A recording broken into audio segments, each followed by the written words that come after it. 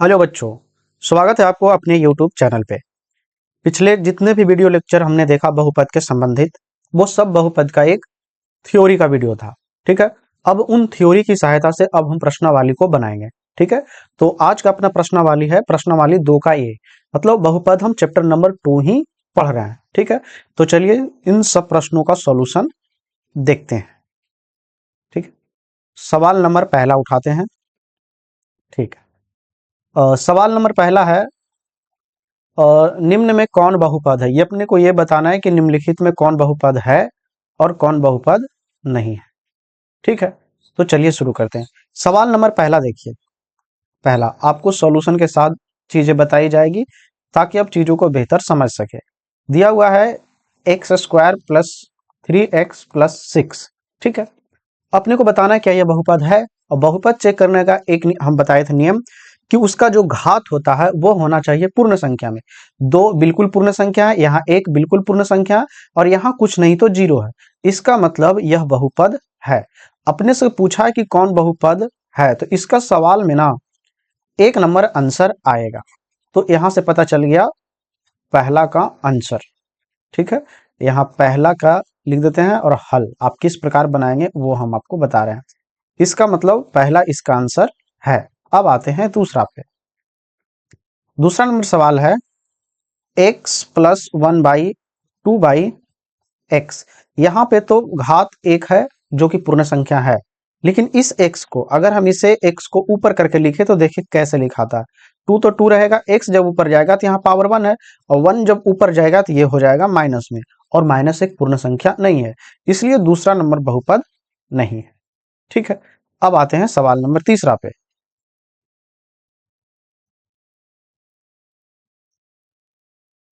ठीक है, आप भी बिल्कुल इसी प्रकार बना बनाकर आंसर देंगे। अब आते हैं सवाल नंबर 3 पे।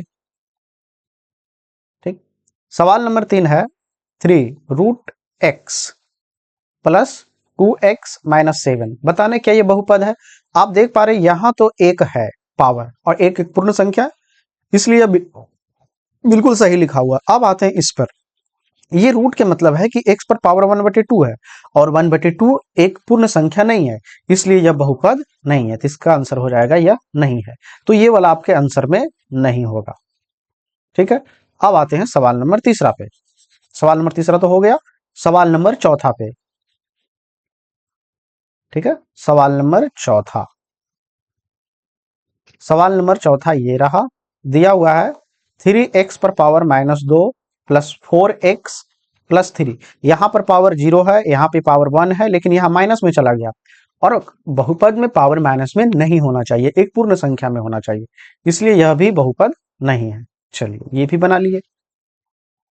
और अगर आप थ्योरी ठीक ठीक पढ़े होंगे तो आपको समझने में कोई दिक्कतें नहीं आ रही होगी। सवाल नंबर 5वां।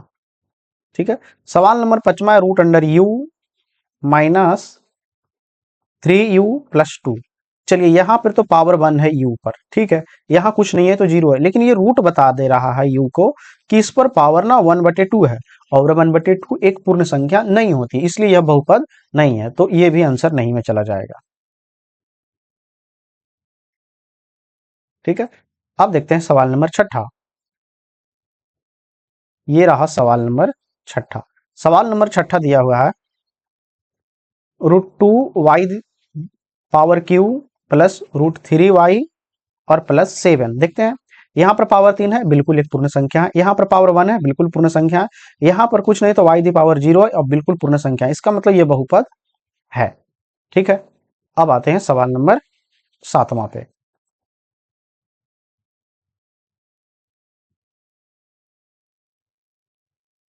ठीक है, सवाल नंबर 7वां।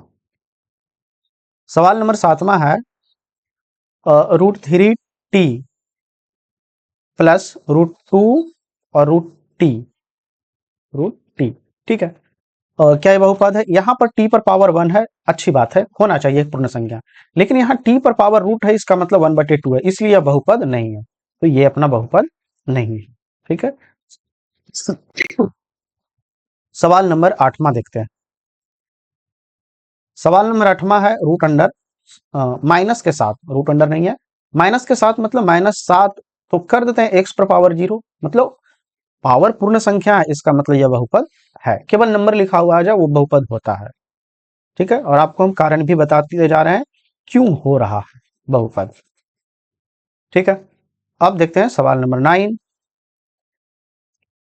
सवाल नंबर 9, सवाल नंबर 9 दिया है y the power 2 plus root 2। देखिए नंबर पर रूट रहे, जैसे रहे, बट्टा में रहे, दशमलव में रहे, उससे कोई फर्क नहीं पड़ता। बस चर संख्या पे ना पावर पूर्णांक में होना, पूर्ण में होना चाहिए। तो यहां पर देख रहे हैं पावर 2 है, बिल्कुल अच्छी बात है। यहां अगर y लगा के 0 लगा देंगे तो यह भी एक पूर्ण संख्या होगी, इसलिए यह बहुपद है। इसका मतलब 9 नंबर बहुपद है। अब आते हैं सवाल नंबर 10 पे। सवाल नंबर 10, सवाल नंबर 10 है 4x square minus 3x plus 7। पूछा ये बहुपद है या नहीं है। यहाँ पर पावर 2 है, बिल्कुल अच्छी बात है, पूर्ण संख्या होना चाहिए। यहाँ पर पावर 1 है, बिल्कुल पूर्ण संख्या। यहाँ पर कुछ नहीं तो पावर 0 है, तो यह सब पूर्ण संख्या में है, इसका मतलब यह आंसर होगा। ठीक है, यह भी बहुपद है। अब एक बार आपका आंसर देख लेते हैं, क्या क्या चीजें आंसर में दे रहा है। चलिए, तो आपका आंसर में दे रहा है 1 नंबर बहुपद है, बिल्कुल हमने भी लाया। 4 नंबर बहुपद 4 नंबर बहुपद नहीं है। अच्छा 4 नंबर हमने, हाँ ठीक है, 4 नंबर बहुपद नहीं है। ठीक है, इसमें भी नहीं। आंसर सीधे 6 नंबर है, 6 नंबर बहुपद है, बिल्कुल हमने लाया है। ठीक है, उसके बाद तुम्हारे किताब में है 8 नंबर बहुपद है, 8 नंबर भी हमने लाया है, बहुपद में है। ठीक है, उसके बाद 9 नंबर आंसर में है, 9 नंबर भी है। 10 नंबर बहुपद में है, बिल्कुल है। तो ये रहा बिल्कुल सही आंसर। ठीक है, ऐसा ही आपको बनाना। अब आते हैं सवाल नंबर दूसरा पे। उम्मीद है आप ये वाला मिलान कर लिए होंगे, तो इसको हम मिटो देते हैं।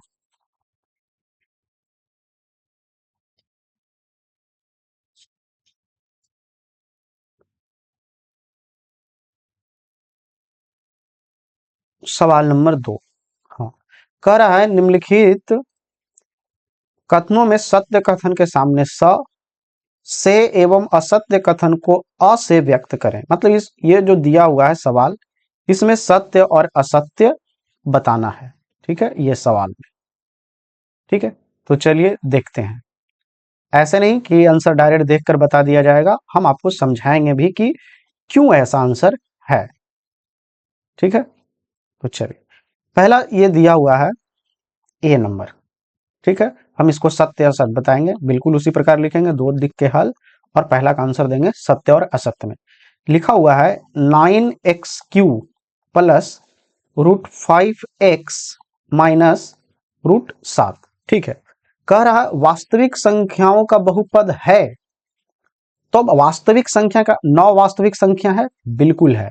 √5 वास्तविक संख्या है, बिल्कुल है, क्योंकि वास्तविक संख्या में परिमेय और अपरिमेय दोनों आता है, तो यह भी वास्तविक है। क्या √7 वास्तविक है? बिल्कुल है। इसका मतलब 1 नंबर जो है वह बिल्कुल सत्य है, कोई दिक्कत वाली बात नहीं है। ठीक है, अब आते हैं बी नंबर वाला में।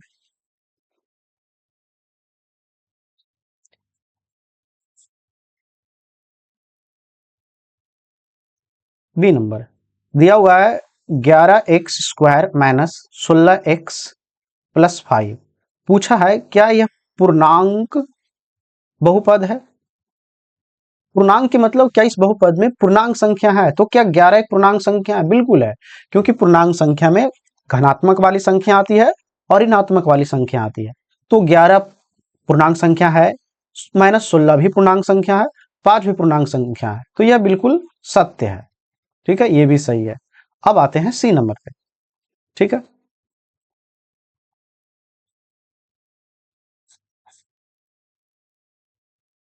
तो सी नंबर दिया है 1/2 x⁴ माइनस 3/7x प्लस 3। हमसे फिर से पूछा है कि यह क्या पूर्णांकों का बहुपद है। ठीक है, अब ध्यान से देखिए, यहां पर बट्टा है।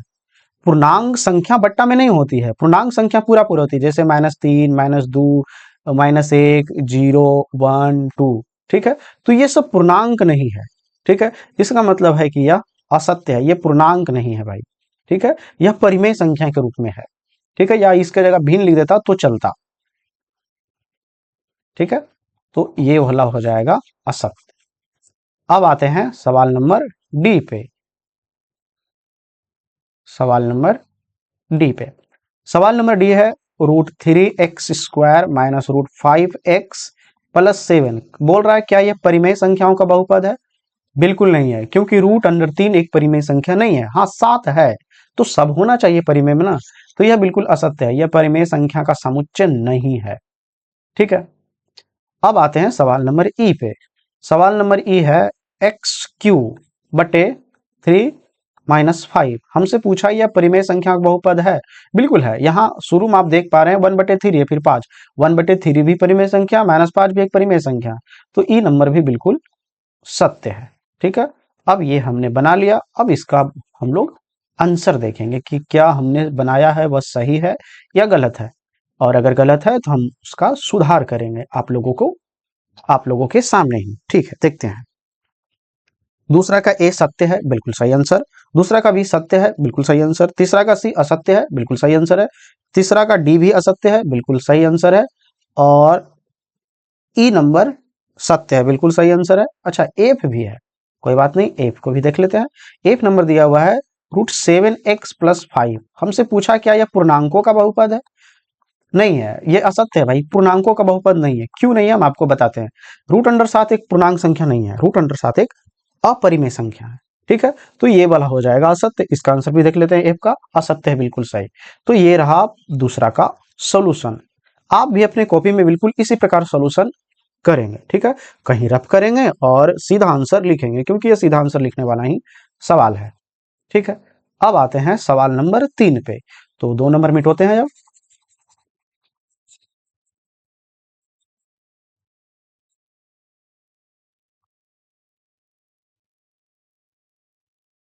सवाल नंबर 3 कह रहा है निम्नलिखित में गुणांक बताइए। ठीक है, सवाल नंबर 3 और अपने से पूछा है गुणांक, वो भी किसका गुणांक? x² का गुणांक। तो देखेंगे x² के बगल में जो नंबर मिलेगा वही। तो आप इस बहुपद में देखिए, यहाँ है x²। ठीक है, हम थोड़ा सा साफ कर देते हैं ताकि चीजों का बेहतर ढंग से देख सकें। ठीक है, यहाँ पे आप देख पा रहे हैं x², और x² के बगल में क्या है? 1। तो पहला का आंसर, एक मिनट हम पेन चेंज कर लेते हैं। तो पहला का आंसर हो जाएगा +1। +1 नहीं लिखा जाता, इसलिए हम लिखेंगे केवल और केवल 1। तो x² का गुणांक आया 1। ठीक है, दूसरा नंबर। ठीक है, दूसरा नंबर में क्या इसमें x² है? तो आप देख पा रहे हैं इसमें x² है ही नहीं, तो नहीं है, तो इसलिए 0। तीसरा नंबर सवाल, क्या इसमें x² है? बिल्कुल है, π/2 है, तो आप आंसर π/2 लिखेंगे। ठीक है, चौथा नंबर सवाल, क्या x² है और x² के सामने माइनस के केवल है, तो -1 होगा। ठीक है, पांचवा नंबर सवाल, इसमें x² है ही नहीं, तो आंसर 0। तो ये रहा तीसरा का सॉल्यूशन। अगर आपको क्वेश्चन ठीक से विजुअल नहीं हो रहा तो आप अपने सामने किताब रख सकते हैं, जैसे हम भी अपने सामने किताब रखे हुए हैं। ठीक है, इसमें शर्म वाली कोई बात नहीं भाई, किताब मेरे सामने है तो है। ठीक, अब आते हैं सवाल नंबर चौथा पे। उम्मीद है इतना सारा सॉल्यूशन आपको अच्छा लगा होगा। खैर कोई नहीं, इसका आंसर देख लेते हैं। पहला का आंसर 1, आंसर देख लेते हैं। पहला का आंसर 1 बिल्कुल है, दूसरा का 0 बिल्कुल है, π/2 बिल्कुल है, पर चौथा का -1 बिल्कुल है, छठा का 0 है, बिल्कुल है। चलिए, तो सही बना है बिल्कुल। ठीक है, अब आते हैं सवाल नंबर चौथा पे। ठीक है, तो अगले स्लाइड में चलते हैं। ये रहा सवाल नंबर चौथा। अगर आपको नहीं दिख रहा है तो हम आपको बोले हैं कि आप अपने सामने किताब को जरूर रखें। ठीक है, जो हम इधर लिखेंगे ये ब्लैक साइड वाला में, वहां आपको चीजें बढ़िया से दिखेगी। ऐसा मेरे सामने ये बढ़िया से दिख रहा हो सकता है आपके मोबाइल में क्वालिटी कम हो तो चीजें नहीं दिखे। ठीक है, इसलिए किताब रखिए। सवाल है कि x³ का गुणांक बताएं। चौथा सवाल लिखेंगे, हल देंगे। ठीक, और अपने को बताना x नहीं है जी, y³ का गुणांक। तो ढूंढते हैं। पहला नंबर में पहला नंबर में है -1। ठीक है, आप अपना किताब सामने भी रख सकते हैं, कोई दिक्कत वाली बात नहीं है। ठीक है, लिखा हुआ है सवाल 1 - y³, तो y³ के सामने कुछ नहीं, तो -1 है, तो आंसर -1। दूसरा नंबर सवाल चौथा का। ठीक है,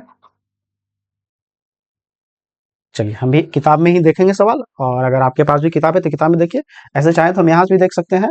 ठीक है, लेकिन यहाँ कम विजुअल है चीजें, क्योंकि उस तरह का बजट है नहीं कि हम आपको सामने एकदम HD में फोटो लगवाएं। ठीक है, समय बदलेगा तो देखा जाएगा। अब आते हैं सवाल नंबर दूसरा। सवाल नंबर दूसरा लिखा हुआ है YQ plus 4y² plus 7y+2। कोई बात नहीं, लिख के ही बना लेंगे। तो यहाँ देख पा रहे हैं YQ मिल गया, इसके सामने क्या है -1, तो इसका आंसर -1 होगा। अब आते हैं सवाल नंबर तीसरा पे। सवाल नंबर तीसरा है 4/3YQ+5। ठीक है, YQ मिल गया, इसके सामने क्या लिखा है 4/3, तो इसका आंसर होगा 4/3, क्योंकि हमने आपको गुणांक निकालना बताया है। ठीक है, तो ये रहा इसका आंसर। तो चलिए हमने इसका सॉल्यूशन देख लिया, अब इसके आंसर पे आते हैं। ठीक है, कि हमने जो बनाया है वह आंसर बिल्कुल सही है या नहीं है। चलिए देखते हैं। तीसरा का आंसर है और चौथा ना, तो चौथा का आंसर है -1 बिल्कुल है, और दूसरा का -1 बिल्कुल है, 4/3 बिल्कुल है, तो ये हमने सही बनाया। अब आते हैं सवाल नंबर 5वां पे, इसको मिटोते हैं।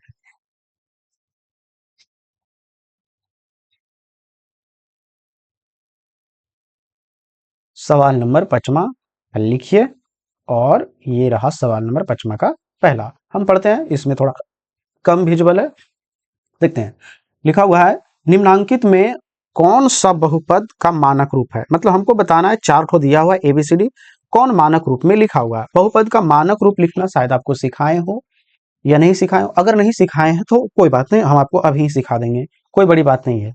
जैसे मान लिया इसी से एक सवाल उठा लेते हैं। लिखा हुआ है A नंबर, अच्छा A नंबर है, ठीक है, कोई बात नहीं, जब हम एक लिख देंगे तो आप बेहतर समझ जाएंगे।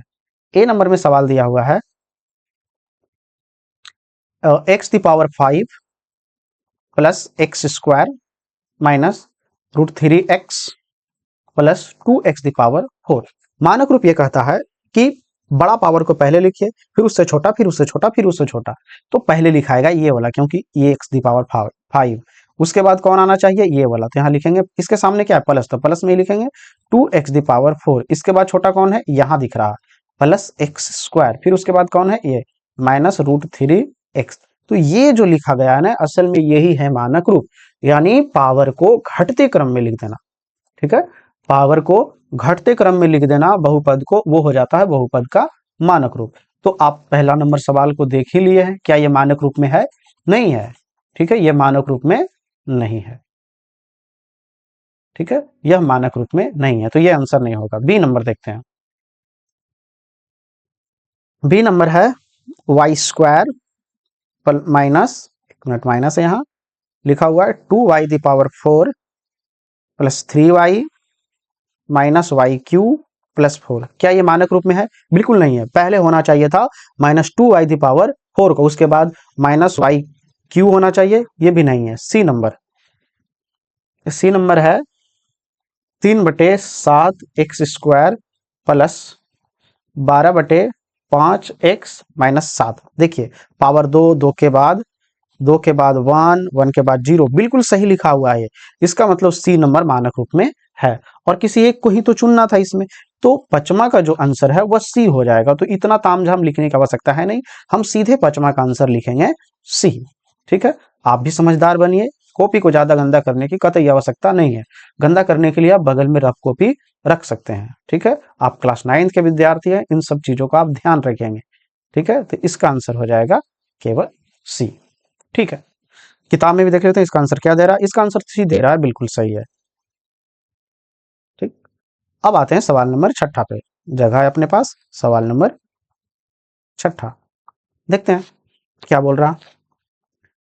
निम्नांकित बहुपद मानक रूप में नहीं दिए गए हैं। मतलब जो बहुपद दिया हुआ है वह मानक रूप में नहीं है, उन्हें चर के घातों के अवरोही क्रम में लिखिए।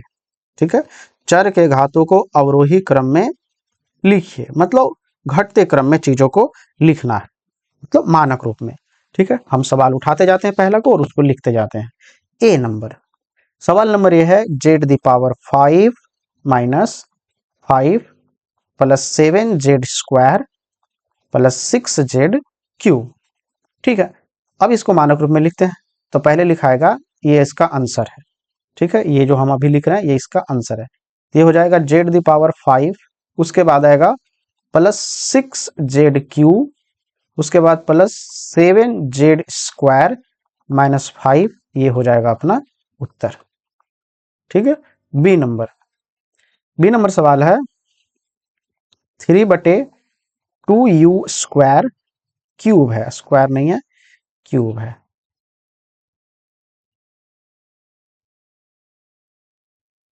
ठीक है, ये रहा क्यूब। उसके बाद है -1, फिर है प्लस 5u⁴ प्लस 3u और माइनस √2u²। ठीक है, कोई बात नहीं, इसको मानक रूप में लिखते हैं। पहले 4 आएगा, यानी इसका आंसर हो जाएगा 5u⁴, उसके बाद 3 आएगा प्लस 3/2u⁴, उसके बाद आ जाएगा माइनस √2u², उसके बाद प्लस 3u, उसके बाद माइनस के 1, ये हो जाएगा अपना उत्तर। ठीक है, अब आते हैं सवाल नंबर सी पे। सवाल नंबर सी है √3t माइनस 7/2t³। ठीक है, उसके बाद है -8t² और प्लस 5। चलिए लिखते हैं इसको मानक रूप में। पहले क्यूब वाला आएगा तो -7/2 t³। ठीक, उसके बाद आएगा स्क्वायर यानी -8t², उसके बाद प्लस √3t, उसके बाद आ जाएगा प्लस के 5, ये हो जाएगा अपना उत्तर। ठीक है, उम्मीद है आप उतार लिए होंगे। तो ठीक है, अब देखेंगे हम लोग सवाल नंबर 7। सवाल नंबर 7 है निम्नलिखित बहुपद में घात लिखिए। और बहुपद का घात हम बताए थे कि बहुपद में जो सबसे बड़ा घात होगा, ठीक है, बहुपद का जो बड़ा घात होगा असल में वही बहुपद का घात होता है। ठीक है, तो चलिए हम आपको लिख के बताते हैं बहुपद का घात। सवाल नंबर 7वां का पहला समीकरण है ये, मतलब बहुपद है x⁵ minus x⁴ plus 3। Power सबसे ज्यादा कितना है 5, तो इसका घात होगा 5। उत्तर, बात खत्म। ठीक है, तो उसी प्रकार हम बाकी अन्य में लिख देते हैं, इतना भी चीजें हार्ड नहीं है। आप खुद से देख लीजिए कि कहां पर कितना है, कितना सवाल है टोटल। टोटल सवाल है 6। जहां जरूरत पड़ेगी कि हमें समझाना है, हम आपको बिल्कुल समझाएंगे। चलिए सवाल नंबर दूसरा देख लेते हैं सीधे।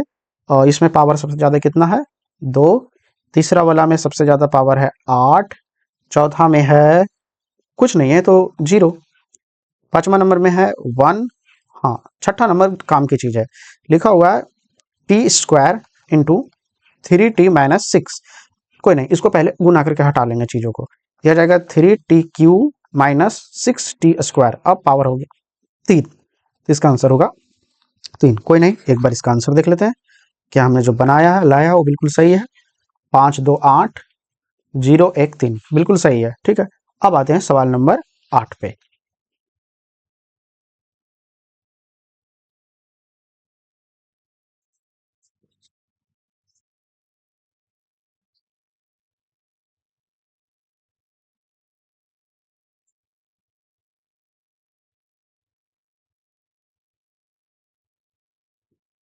सवाल नंबर 8। ठीक है, पढ़ते हैं सवाल नंबर 8। रिक्त स्थानों को पूर्ति करें। ठीक है, और इसमें भी लगभग अपने से घात ही पूछा है। तो पहला नंबर सवाल देख लेते हैं। दोनों पर पावर 2 ही है तो इसका पावर 2 ही होगा, घात ही पूछा। हाँ, दूसरा बी नंबर सवाल में दम है थोड़ा। बी नंबर दिया हुआ है x² इंटू x³ प्लस 2। पहले इसको गुना कर लेते हैं तो यह आ जाएगा x⁵ गुना पावर जुटता है, यह हो जाएगा 2x²। पावर कितना आया 5, तो बी का आंसर 5 होगा। सी नंबर देखते हैं। कहता बहुपद 3 का घात क्या 0 होगा। ठीक है, उसके साथ जब चर है ही नहीं तो 0 होगा।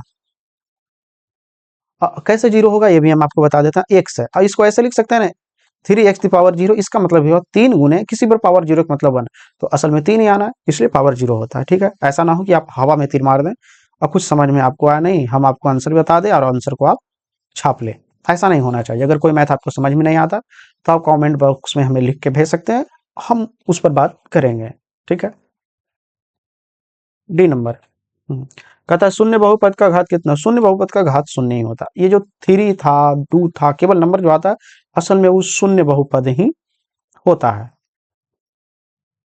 ठीक है, अब आते हैं सवाल नंबर ई पे। क्या ई है? बिल्कुल है। करा घात बताइए, तो सबसे पावर 3 ही दिख रहा है ज्यादा। ठीक है, और एफ नंबर कहता है शून्योत्तर अचर बहुपद का घात कितना होता है? शून्य होता है। ठीक है, चलिए तब इसका आंसर देख लेते हैं। 8वां का आंसर। ठीक है, पहला का आंसर 8वां का 2 5 शून्य, डी ई का शून्य। डी में एक शब्द लिखा हुआ है, उसे हम आपको समझाएंगे। ठीक है, अनिर्धारित, अनिर्धारित। ठीक है, क्यों है हम आपको बताएंगे। 3 है बिल्कुल है, 0 है बिल्कुल है। ठीक है, और हम डी नंबर सवाल को उठाएंगे और इसे समझने का सवाल कोशिश करेंगे। कहता है शून्य बहुपद, शून्य बहुपद, ठीक, का घात अपने को ये जानना है। सवाल आंसर में लिखा हुआ अनिर्धारित, मतलब निर्धारित नहीं किया जा सकता। अब इसको ऐसे समझिए। ठीक है, एक शून्य बहुपद का घात हमसे पूछा, और सवाल नंबर एफ में ई है डी नंबर, और एफ नंबर इसे भी साथ में समझ लेंगे। अगला है शून्यो शून्यो शून्येतर, शून्येतर अचर बहुपद। ठीक है, बहुपद, ये दो को हम समझेंगे बढ़िया से। पहले इतना, शून्य बहुपद, शून्य मतलब कोई नंबर शून्य है, ये शून्य अचर है, और इस पर कह रहा है घात कितना हो। ठीक है, ये नंबर है अपना शून्य, पूछ रहा है इस पर घात कितना होगा। तो कायदे से कुछ नहीं तो 0 लिख दिए हम। ठीक है, हमने ये सोच के लिखा था 0। अब ये किताब थोड़ा सटीक आंसर दिया है भाई। ठीक है, अब इसके साथ हम पावर 1 लगा दें तो भी इसको 0 ही होना है। इसके साथ अगर पावर 0 लगा दे तो आंसर 0 होना है। इसके साथ पावर अगर 9999 भी लगा दे तो इसका पावर 0 है। मतलब ये कि हम शून्य जो है उस पर पावर निर्धारित कर ही नहीं सकते हैं। ठीक है, इसलिए इसका आंसर दिया हुआ अनिर्धारित। ठीक है, उम्मीद है आप समझ गए होंगे। लेकिन इसका जस्ट उल्टा यहां पे दिया हुआ है, ये वाली बात, शून्येतर। ठीक है, कहता है शून्येतर अचर, अचर मतलब कोई भी नंबर, 1 2 3, कोई भी नंबर लेते हैं 3। कहता इस पर पावर अगर 0 है, मतलब शून्येतर, शून्येतर मतलब नंबर कोई, जैसे शून्येतर अचर। ठीक है, जैसे 3 4 5, ये सब शून्येतर अचर घात पूछ रहा है। ठीक है, मतलब इस पर इसके साथ चर है ही नहीं, केवल अचर है ये, तो इस पर पावर ना हमेशा शून्य ही होता है। शून्य कर देने से मतलब यह हो जाएगा कि 3 गुने 1 बराबर 3 ही हो जाएगा। ठीक है, इसलिए इसका पावर 0 है। तो उम्मीद है आप डी नंबर और एफ नंबर को बेहतर समझे होंगे। अब आते हैं सवाल नंबर 8 पे। 8 तो हो गया, 9 पे आते हैं। तो ये समझिएगा, शून्य बहुपद का घात को अनिर्धारित किया जाता है। चलिए सवाल नंबर 9 देखते हैं।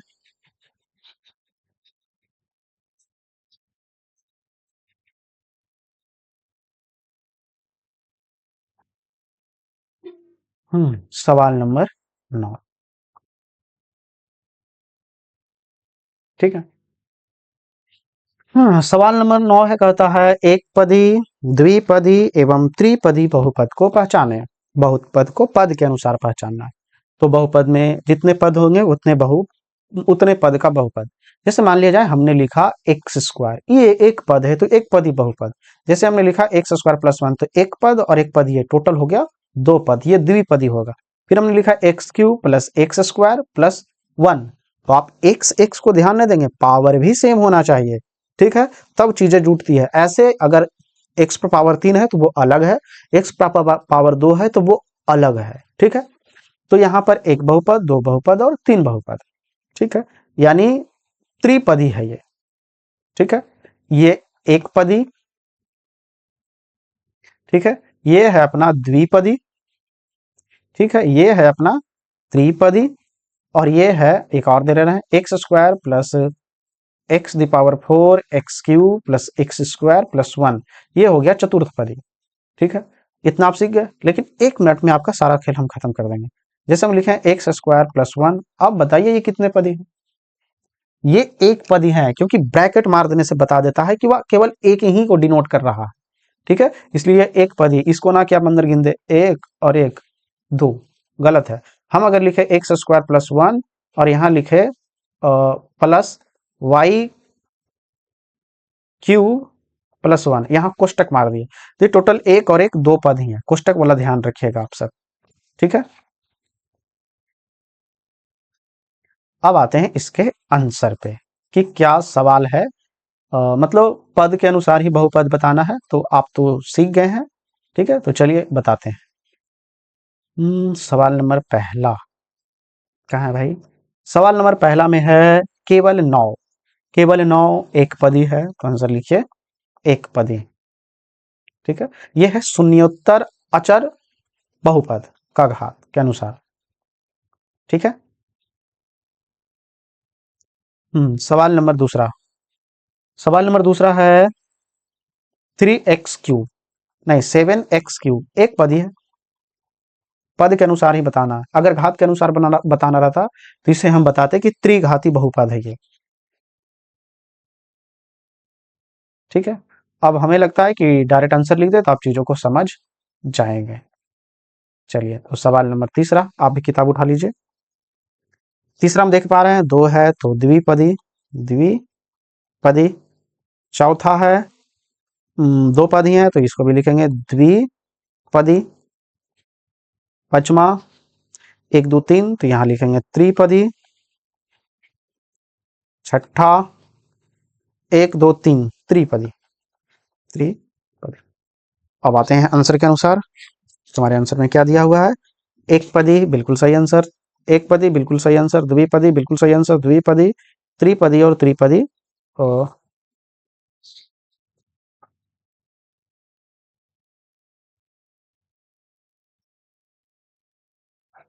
ठीक है, तो छठा में त्रिपदी है, नौमा का छठा, नौमा का छठा। 1 मिनट, हम 10वां देख लिए थे भाई, 1 मिनट, छठा में गड़बड़ है। तो छठा में जो सवाल है वह है 7x² प्लस 5x², तो ये दोनों जुट जाएगा तो हो जाएगा 7 5 12 x², ठीक है। इन सब चीजों का आप भी ध्यान रखिए। आप देख पा रहे हैं किस प्रकार से चीजें गलती होती है, हमसे ये गलती नहीं होती। हमने बनाते समय हम 10वां का सवाल देख लिए थे, उसमें त्रिपदी है, उसके अनुसार हमने आंसर दे दिया था। नौमा में असल में नौमा का जो छठा है असल में एक पद ही है, ठीक है, क्योंकि यहाँ एक पद ही आ रहा है, एक पदी। तो इन सब छोटी छोटी बातों का आप भी ध्यान रखेंगे, ठीक है। इस तरह की गलतियां होना भी अनिवार्य है ताकि आप किसी को महारथी या धुरंधर ना समझ बैठे, ठीक है। सब ज्ञान का खेल है, आप भी चीजें पढ़ लेंगे तो आप भी चीजों को बना लेंगे। चलिए सवाल नंबर 10वां देखते हैं।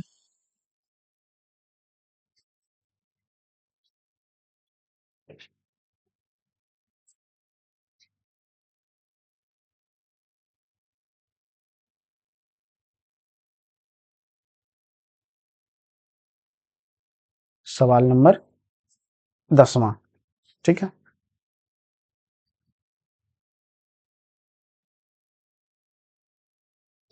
सवाल नंबर 10वां है घात बताना, ठीक है। तो घात के अनुसार जैसे किसी पर पावर एक घात है, तो एक घात वाला आपको बताए थे कि अगर एक घात है, एक घात वाला बहुपद, ठीक है, एक घात बहुपद को बोला जाता है रैखिक बहुपद। क्या बोला जाता है? रैखिक बहुपद, ठीक है। ये वाली बात आप ध्यान में रखिएगा। पावर 2 है तो द्विघाती, 3 है तो त्रिघाती, 4 है तो चतुर्थघाती और 5 है तो पंचम घाती, ठीक है। कोई बात नहीं, बनाते हैं। ठीक है, ये वाली चीज अगर आपको नहीं लिखाया गया तो थ्योरी वाली कॉपी में डाल दीजिएगा कि जिस बहुपद का घात 1 होता है उसे बोलते हैं रैखिक बहुपद। ठीक है, देखते हैं सवाल नंबर 10 का पहला। दिया हुआ है एक्स स्क्वायर प्लस एक्स, कोई बात नहीं, ये इसमें 2 है तो द्विघाती, द्विघाती। ठीक है, तीसरा 3 घात है तो इसको लिखेंगे त्रिघाती। ठीक, चौथा चौथा चौथा नहीं भाई, तीसरा, तीसरा है एक घाती यानी रैखिक। और एक मिनट, हम जैसे तीसरा 1 माइनस एक्स है तो हम एक्स पर देखेंगे, अचर चर वाला पे पावर। ठीक है, ऐसा ना हो कि आप एक पे देखने लग जाएं। अब आते हैं पांचवा। ठीक है, पांचवा में 3 घाती है तो इसे बोलेंगे त्रिघाती। नहीं, चौथा था त्रिघाती, पांचवा में आते हैं। पांचवा द्विघाती है, द्विघाती। छठा द्विघाती है, द्विघाती। ठीक है, एक बार आंसर देखकर सेटिस्फाइड हो जाएं, संतुष्ट हो जाएं तो चीजें